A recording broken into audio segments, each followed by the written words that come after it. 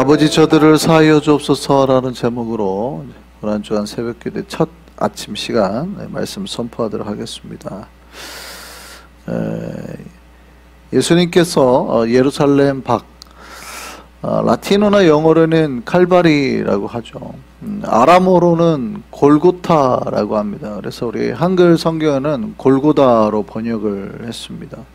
이 골고다라고 불리는 이 언덕에 예수께서 십자가를 지고 올라가셨습니다. 이 골고다의 뜻은 해골이라는 뜻입니다. 그러니까 스컬이죠. 이 해골. 해골 모양처럼 생겨서 그렇다라고도 하지만 예전부터 그것이 많은 죽음 관련된 사형의 장소였기 때문에 그렇다라고 보기도 합니다. 이 골고다 해골의 언덕에 십자가가 세워진 겁니다. 이재철 목사님 잘 아시겠지만 은퇴를 하셨죠.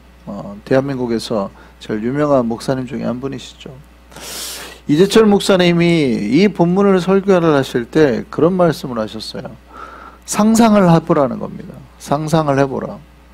이 골고다라는 해골이라고 불리는 이 언덕에 그 위에 십자가가 세워져 있다. 그리고 그 해골의 정수기에 이 죽음의 의미를 상징하는 해골이 있는데 거기 위에서부터 십자가가 세워졌는데 그 십자가를 통하여 예수 그리스도의 피가 흘러내린다는 거죠. 그 피가 온 해골을 적시고 그 해골이로 흘러내려서 이 그리스도의 피 흠뻑 젖은 해골이 마침내 피의 생명력에 의해서 소생이 된다. 이거를 복음이라 한다라고 말하는 거죠. 그러니까 그림으로 복음을 설명을 하신 거예요. 죽음의 상징인 해골, 모든 인류가 죽을 수밖에 없는 그 해골 위에 십자가가 세워졌더니 거기서부터 그리스도의 피가 흘러내려서 모든 죽을 수밖에 없는 인간을 살려내는 역사, 이걸 우리가 복음이라 한다 이라는 거죠. 여러분, 고난주간에 우리가 이제 일주일 동안 묵상을 해 나갈 텐데 정말 이 그림이 사진처럼 우리 머릿속에 남기를 소망합니다. 예수 그리스도의 피가 죽을 수밖에 없는 우리 운명인 우리 인생의 머리에서부터 이렇게 세워져서 십자가가 내 온몸을 이렇게 적시는 그 그림. 그렇게 될 때 우리가 살아나게 될 줄 믿습니다. 비록 우리가 큰 죄가 있죠. 뭐 다 말할 수 없는 죄들이 있습니다. 사실은 근데 우리는 이 땅에서 지은 죄를 굉장히 크다고 생각하는데 사실은 그 죄가 큰 게 아니라 타고난 죄가 더 크죠. 우리는 이미 하나님을 배반한 원죄가 있단 말이죠. 우리 속에. 이 죄가 훨씬 커요. 그러니까 여러분이 이 땅에서 살아가서 지은 죄 때문에 울고불고 할 게 아니라 우리가 타고난 죄 때문에 슬퍼하셔야 되는 거예요. 우리는 어차피 이따 내가 큰 죄를, 저 사람이 뭐 이 죄를 지었네 저 죄를 지었네, 사실은 그런 것들은 큰 의미도 없어요. 이미 우리는 원래 죄인이에요. 하나님을 알지 못하고 부인하고 살던 죄인. 그런 우리가 어떻게 해요? 예수 그리스도의 십자가 은혜로 구원받게 됐다는 거죠. 그것을 갖다가 우리가 생각하시면서 이 한 주간을 보냈으면 좋겠습니다. 예수께서 바로 그 일을 이루기 위해서 십자가에 못 박히셨습니다. 이번 고난 주간에는 예수께서 이제 십자가에 못 박히실 때 7가지 말씀을 하셨습니다. 십자가 위에서. 우리가 그거를 가상칠언이라고 하죠. 십자가상에서 하신 7가지 말씀. 그래서 우리가 가상칠언이라고 합니다. 그 가상칠언을 우리가 이제 일주일 동안 살펴보는 시간, 묵상하는 시간을 가지려고 합니다. 오늘은 그 첫 번째 말씀입니다. 예수께서 십자가에 매달리셔서 가장 처음으로 하신 말씀이 오늘 본문의 말씀입니다. 아버지, 저들을 사하여 주옵소서. 예수께서 골고다 언덕을 십자가를 지고 올라가신 다음에 그곳에서 십자가에 못 박히셨습니다. 사실 십자가는 뭐의 시작이냐면 고통의 시작이에요. 어제 제가 주일 설교 때 말씀을 드렸습니다만 예수께서 이 길을 가신 거를 많은 사람들이 억지로 간 거 아니냐, 붙잡혀가지고 간 게 아니냐, 제자들은 그렇게 오해했습니다. 그러니까 칼을 뺀 거죠. 예수님을 어떻게 해서든지 십자가에 못 박히지 않게 하려고. 근데 예수께서 약간 답답해 하신단 말이죠. 3년 동안이나 가르치고 몇 번이나, 3번이나 자기가 붙잡혀서 죽을 거라는 걸 3번이나 이렇게 고지를 하셨는데도 불구하고 제자들은 그거를 이해하려고도 안 했습니다. 그러니까 예수께서 막 답답하셔서 하신 말씀이에요. 어제 우리가 살펴본 말씀이. 여러분, 십자가를 진다라는 것은 뭐냐면 자기 죽음을 스스로 지고 가는 거예요. 그러니까 내가 지금 메고 가는 이 십자가를 저기까지 도착하면 내가 여기에 매달려야 된다는 걸 이미 인지하고 가는 거라고요. 예수께서 십자가를 지셨을 때는 이미 자기가 죽을 거라는 걸 알고 가신 거예요. 왜냐면 내가 죽어야 저들이 사는 거거든. 내가 죽어야 이 인류를 살릴 수 있다 이 말이에요. 고통스러운 걸 알아요. 이게 고통이고 어렵다라는 걸 알지만 그렇게 함으로 누군가를 살릴 수 있기 때문에 이 길을 가시는 거거든요. 여러분, 십자가는 그래서 고통의 시작입니다. 내가 이 길을 가는 게 고통스럽다는 걸 우리도 인지를 하셔야 된다는 거예요. 여러분, 새벽을 깨우는 거, 금식을 하는 게 고통스럽다는 걸 인지를 하셔야 돼요. 여러분, 금식하시는데 하나도 안 고통스러우면은요 되게 이상하죠. 그러면은 한 끼 금식으로는 안 되시는 거예요. 내가 한 끼 금식했는데 나는 하나도 배도 안 고프고 힘들지도 않아. 그러는 분은 되게 이상한 거예요. 그러면은 그런 분은 최소한 하루 금식으로 넘어가셔야 돼요. 전혀 나는 안 고통스럽다. 고통스러우라고 하는 거예요. 여러분, 힘들으라고 하는 거예요. 나는 하나도, 목사님 나 한 끼 금식 해가지고는요 뭐 전혀 모르겠어요. 저는 이상을 못 느끼겠어요. 이러시는 분들은 바로 하루 금식으로 넘어가셔야 돼요. 나는 한 끼 금식해도 죽을 것 같아요, 목사님. 죽을 것 같아요. 이러신 분들이 하셔야 금식을 잘 하시는 거예요. 그 고통을 갖다 이겨내면서 여러분 하라는 거지. 한 끼 금식 정도는. 아침 금식 하는데 저는 보통 11시까지 자요. 뭐 이러고. 12시 끝났는데 1시간 일어나가지고 씻고 세수하고 하면 이제 벌써 밥 차리고 나면은요, 금식 다 이런 분들은 잘못하시는 거죠. 그죠? 이런 분들은 바로 그냥 하루 금식으로 넘어가셔야 돼요. 그거는 금식이 아니에요. 안 하신 거랑 똑같잖아요. 고통을 느끼라는 거예요, 사실은. 십자가는 고통의 시작입니다, 여러분. 예수님께서는 자기가 고통받으실 거를 다 인지하고 십자가를 지고 올라가신 거예요. 그러니까 우리가 겟세마네 동산에서 기도하시는 예수의 모습 보면 알죠. 어떻게 기도했대요? 핏방울이 땀방울이 될 때까지 기도하시는 거예요. 할 수만 있다면 이 잔을 옮기고 싶다는 거예요. 목사님, 할 수만 있다면 금식을 안 하고 싶습니다. 이게 우리 인간의 마음이에요. 저도 할 수만 있다면 금식을 안 하고 싶어요. 요즘에 금식하면 힘들어 죽겠어요. 이제 금식하면 요즘에 죽을 것 같아요. 근데 이제 금식을 해야 되잖아요. 일주일 동안. 그러면 벌써부터 막 불안한 거예요. 하나님, 일주일 잘 할 수 있을까요?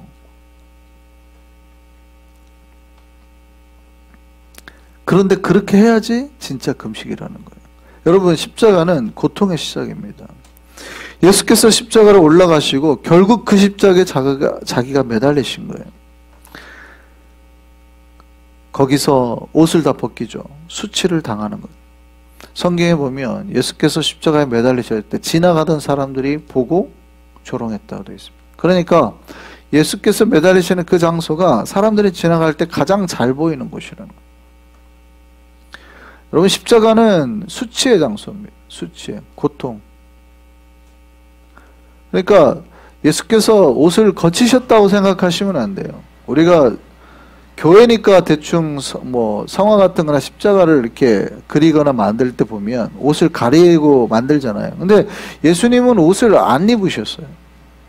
다 뺏기셨죠. 그 수치를 당한 거예요. 가장. 거기에 도착해서 십자가를 지고 언덕에 도착하면 이제 손과 발에 못을 받게 되는 거죠. 그리고 그 피를, 자기가 가지고 있는 피를 다 쏟아서 천천히 죽게 만드는 거예요. 그러니까 수치를 당하면서, 그러니까 빨리 죽이면은 되죠. 그러니까 옛날에 뭐 조선시대 때나 서구도 마찬가지인데 망나니들이 이렇게 목을 치잖아요. 사형수의 망나니. 그럴 때 돈이 좀 있는 사람들은 망나니한테 돈을 줬다 그래요. 몰래 이렇게. 왜 돈을 줘요? 한 번에 끝내달라고. 한 번에 이렇게. 왜냐하면 이게 사람의 목이 잘 안 쳐져요, 이 뼈가. 그러니까 계속 치면 가족이 고통스럽게 죽은단 말이죠. 그러니까 제발 그러지 말고 한 번 해주십시오 하고 칼도 미리 좀 갈아갖고 오고 뭐 이렇게 해가지고 끝내다. 그게 이제 죽어가는 사람에 대한 자비거든요. 십자가형이 가장 잔혹하게 불리는 이유가 로마인들은 자기 나라 백성한테는 절대 십자가형을 못 내리게 했죠. 그러니까 잔혹하기 때문에. 그러니까 로마 시민권을 가진 사람은 십자가형을 안 달아요. 달 수가 없어요. 법적으로. 왜요? 잔혹하니까. 그러니까 이게 사람이 천천히 죽어가는 거예요. 자기가 가지고 있는 피를 며칠 동안에 계속 손과 발에서 피를 빼고 다 이렇게 죽어가는 거예요. 그동안에 어떻게 하겠어요? 수치란 수치는 다 당하고 조롱이란 조롱은 다 당하고 거기 매달려 있으면은 뭐 까마귀나 독수리가 와서 쫓을 거 아니에요? 어떻게 할 수가 없어요. 이렇게 손발이 다 묶여 있으니까. 그렇게 죽어가는 형벌이 십자가형인 거예요. 거기에 자신의 몸을 던지는 거죠. 여러분, 고난의 시작은, 고난 주간에 시작할 때, 우리가 십자가를 시작할 때 이것을 묵상하고 시작하셔야 됩니다. 여러분, 우리가 십자가의 길을 따른다고 하는 것은 자기 십자가를 지고 가는 거죠. 그렇게 자기 십자가를 지고 가면 어떻게 해요? 예수님과 함께 내가 십자가를 세우고 거기에 내가 못 박히는 것을 말하는 거예요. 제가 갈라디아서 말씀드린 적이 있죠. 뭐라고 그래요? 내가 그리스도와 함께 십자가에 못 박혔느니. 신앙이라는 것은 내가 그리스도와 함께 그 십자가에 동참하는 거예요. 내가 스스로 십자가를 지고 가서 그 십자가에, 예수님 달린 십자가에 나도 함께 매달리는 게 신앙생활이에요. 그러니까 여러분, 사실은 이게 뭐의 시작이에요? 고통의 시작이죠. 분명히 신앙생활은 고통의 시작입니다. 여러분 새벽을 깨우고 여러분 주님 앞에 말씀에 순종하고 하는 모든 게 고통의 시작이에요. 그런데 우리가 알고 있죠. 이 고통이 뭘로 끝나는 걸 알아요. 영광으로 끝나는 걸 알아요. 부활로 끝나는 걸 알아요. 그렇기 때문에 이 길을 가는 겁니다. 할렐루야. 그러니까 이 고난의 기간이 끝나고 나면 이 뒤 마지막은 뭘로 반드시 끝나기 때문에 부활로 끝나고 영광으로 끝나기 때문에 주님과 함께 십자가를 진 사람은 반드시 잘 될 수밖에 없다. 믿으시기를 소망합니다. 그래서 우리가 이 길을 가는 겁니다. 우리 첫 가상치론을 묵상할 때 이제 우리가 기억하셨으면 좋겠습니다. 예수님께서 첫 마디가 뭐라고요? 아버지, 저들을 사하여 주옵소서. 그들의 죄를 사하여 달라는 말씀입니다. 예수님, 우리가 이제 처음에 이 말씀을 묵상할 때 기억해야 될 건 이겁니다. 먼저 우리가 묵상해야 될 거는 예수께서 이 가상치론을 할 때 저들의 죄를 사하여 주옵소서라고 기도했다는 걸 묵상하는데 저는 먼저 그보다 항상 그 앞에 말씀을 묵상합니다. 예수께서 십자가에 못 박히셨을 때 많은 이들이 고통 가운데 있으면 자기 고통을 봐요. 근데 예수님은 그 순간에도 아버지를 봤다는 거예요. 그래서 예수께서 십자가에서 못 박혔을 때 가장 첫 마디가 뭐냐면 사실은 아버지입니다. 아버지. 7가지 말씀을 통틀어서 가장 첫 번째 예수님이 하셨던 말씀은 아버지였습니다. 아버지. 아버지. 이거였습니다. 여러분, 우리가 예수님을 묵상할 때, 십자가에 못 박힌 예수님을 묵상할 때 우리가 놓치지 말아야 될 거는 예수님은 그 순간에도 절대 아버지를 잊지 않았다는 거예요. 여러분, 우리도 사실은 고통의 순간, 고난의 순간, 우리가 기도를 할 때 잊지 말아야 될 게 바로 아버지입니다. 많은 이들이 고통이 오면 고통 자체만을 바라봅니다. 그러니까 누가 밥을 주면 뭘 봐요? 밥을 봐요. 누가 돈을 주면 뭘 봐요? 돈을 봐요. 그러니까 고통이 오면 뭘 봐요? 고통을 보는 거죠. 그러니까 우리는 많은 사람들이 내 눈앞에 있는 거에 현혹이 되는 거예요. 밥을 보면 밥이 오면 밥을 보고 돈이 오면 돈을 봐요. 고통이 오면 고통을 본다고요. 그 뒤에 계시는 하나님을 보지 못하는 거예요. 누군가 밥을 줬을 때 이 밥을 나에게 제공하게 하신 하나님 앞에 감사를 안 하죠. 그러니까 우리가 식사하기 전에 감사기도 하잖아요. 이렇게 하시는 분들은 괜찮은 거예요. 누구를 먼저 생각하는 거예요? 아, 이걸 주신 하나님을 생각. 내가 돈을 벌어다 줄 때, 남편이 돈을 벌어올 때 남편한테 고맙지만 또 누구에게 감사해야 돼요? 그 뒤에 역사하시는 하나님께 감사해야 되는 거죠. 근데 우리는 잘 그렇게 못한다는 거예요. 똑같아요. 고통이 오면 우리는 뭘 봐요? 놀랍게도 그 현상 자체를 본다는 겁니다. 고통을 보려고 하는 거예요. 고통 뒤에서 우리를 위로하시거나 이 고통을 통해서 나에게 뭔가를 하시려는 하나님을 보지 못하는 거죠.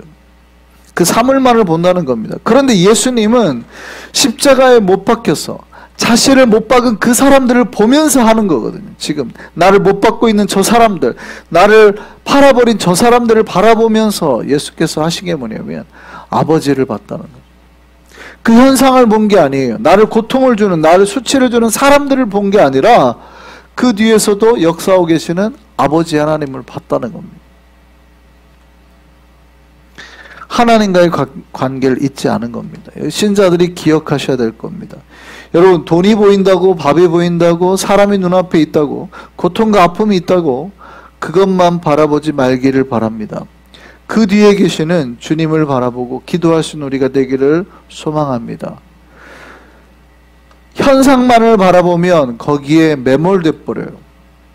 그런데 우리가 내 눈에 나타나는 현상 뒤에 계신 하나님을 바라보고 그때 고통스러울 때 기도를 하면 그 고통에서 누가 건져주셔요? 하나님이 건져줄 줄 믿습니다. 이게 신앙이죠. 예수 그리스도는 그 순간에도 아버지를 보고 기도를 했단 말이죠. 그러니까 결국 이 사건이 가장 영광된 사건으로, 죽음의 사건이 부활의 사건으로 변하게 되는 것이죠. 이게 예수께서 십자가에 매달려서 처음으로 하신 말씀이에요. 그 다음에 예수께서 십자가에서 처음 하신 말씀은 뭐냐면 용서의 말씀입니다. 예수께서 뭐라 그러냐면 저들을 사하여 주옵소서. 그러니까 저들의 죄를 사하여 주옵소서 그러신 거예요. 사실 지금 용서가 나올 환경이나 상황은 아닙니다. 그렇죠? 잘 생각해 보시면 용서는 언제 하는 거예요? 어느 정도 시간이 지나고 난 다음에 하는 게 맞아요. 용서는 보통 고통이 어느 정도 끝나고 날 때 하는 거예요. 혹은 누군가가 용서를 빌 때 하는 거예요. 그렇잖아요. 누군가가 나를 지금 막 때려요. 그럴 때 용서를 하는 게 좀 이상하죠. 괜찮은 것 같아요? 그래도 가능할 것 같은데요, 목사님? 우리가 그 정도 믿으면 되는 것 같은데요? 그렇게 생각하시는 분은 상황만 싹 바꿔보면 돼요. 그러면 그 강도가 자기의 딸을 때리고 있어요. 한 대 때렸어요. 그런데 갑자기 용서합니다! 이럴 수 있어요? 자기는 용서할 수 있을 것 같죠? 뭔가 좀 상황이 똑같은 거예요. 그게 가능해요, 안 가능해요? 불가능하죠. 되게 불가능한 거예요. 뭔가 이상해요, 이상해. 왜냐하면 한 대 때리는 그래? 용서해? 그럼 한 대 더 때려요. 자기 딸이 맞았어요. 2대 맞았어요. 그래도 또 용서합니다. 이럴 수 있어요? 3대 때려요. 용서합니다. 이래요? 이상하죠, 뭔가. 되게 지금 안 맞다는 말이에요, 상황이. 용서라는 거는 그 사람이 나나 내 가족을 뚜드려 패고 뭐 했을 때 일정 시간이 지나야 되는 거예요, 사실은. 그 고통이 끝나고 혹은 그 사람이 앞에 와서 무릎을 꿇었을 때 해주는 게 용서거든요. 예수님이 지금 이 용서라는 굉장히 뭐가 상황에 안 맞아요. 근데 예수님이 갑자기 십자가에 매달리자마자 자기 앞에 손발에 못질한 사람에게 뭐라고 그러냐면 용서하시겠다고 말하는 거예요. 저들을 용서하여 저들의 죄를 용서하여 주옵소서. 이제 고통이 시작되는데 그들이 아직도 예수님을 조롱하고 있는데 회개할 타이밍이 아니란 얘기죠. 그런데 예수께서 아버지 저들을 사하여 주옵소서라고 말한다는 말이죠. 왜 예수님은 그 말씀을 하셨을까요? 그 말 뒤에 예수님 말씀을 보면 우리가 좀 알 수 있어요. 뭐라고 그러냐면 이렇게 말해요. 자기들이 하는 것을 알지 못함이니이다. 지금 자기들이 도대체 무슨 죄를 범하는지를 저들은 인지조차 알지 못합니다. 이게 단순히 누군가를 폭행하거나 도둑질한 것을 의미하는 게 아니에요. 이들은 인류 역사상 최악의 범죄를 그러니까 지금의 인류가 시작되고 마지막까지 이 사람들보다 나쁜 짓을 한 사람이 없어요. 최악의 짓을, 나쁜 짓을 하고 있는 거예요. 제일 나쁜, 뭐 연쇄살인범 이거 비교도 안 돼요. 제일 나쁜 짓을 하고 있는데 자기네들은 그걸 하고 있는 걸 알아요, 몰라요?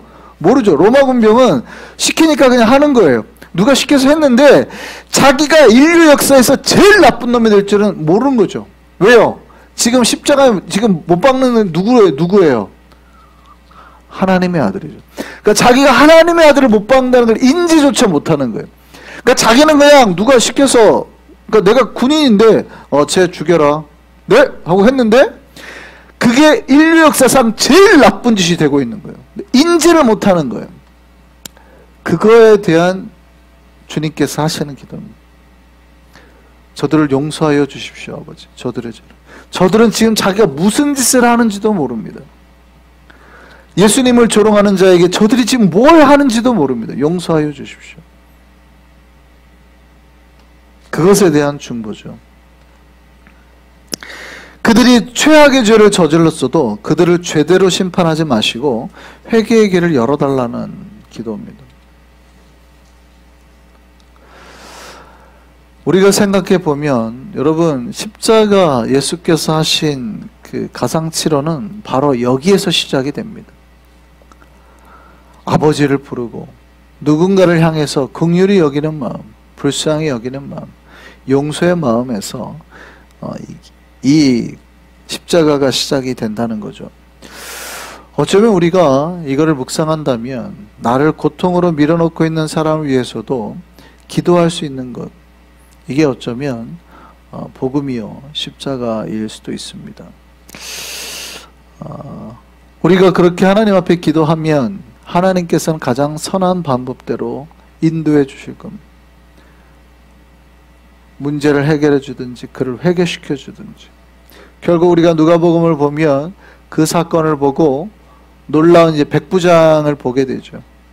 이는 진실로 복음서마다 다릅니다. 의인이었다, 하나님의 아들이었다, 이렇게 고백하는 장면들이 나옵니다. 그죠? 그러니까 놀랍게도 이 사건을 보고 나중에는 결국 로마 군병조차 혹은 사람들, 그거를 십자가 사건을 본 사람들조차 하나님의 아들임을 인지하게 된 사건이 벌어지게 된다는 것이죠. 여러분, 이제 고난주간이 시작이 됩니다. 이 하루가 또 이 한 주간이 정말 주님의 마음으로 십자가를 깨닫고 용서의 마음으로 기도할 수 있는 우리가 되기를 소망합니다. 그때 주님께서 우리를 통해서 놀라운 은혜를 일으켜 주실 줄 믿습니다. 기도하겠습니다.